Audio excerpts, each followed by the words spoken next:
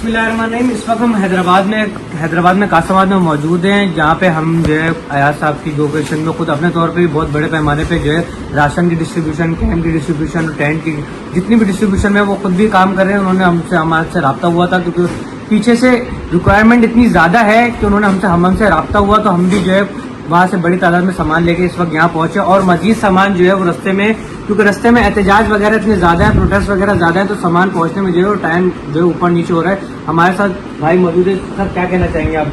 ये हमारे पास सामान कुछ पहुंच गया है, कुछ अभी पहुंचने वाला है, और अब जैसे ये सामान अभी हमें रिसीव हुआ है तो हम इसकी डिस्ट्रीब्यूशन का सिलसिला अब जो है शुरू होगा, और पूरे सिंध में ये सामान डिस्ट्रीब्यूट होगा। और जो फ्लड अफेक्टीज हैं उनकी मदद करने के लिए ये सारा सामान यूज़ किया जाएगा, यूटिलाइज़ किया जाएगा।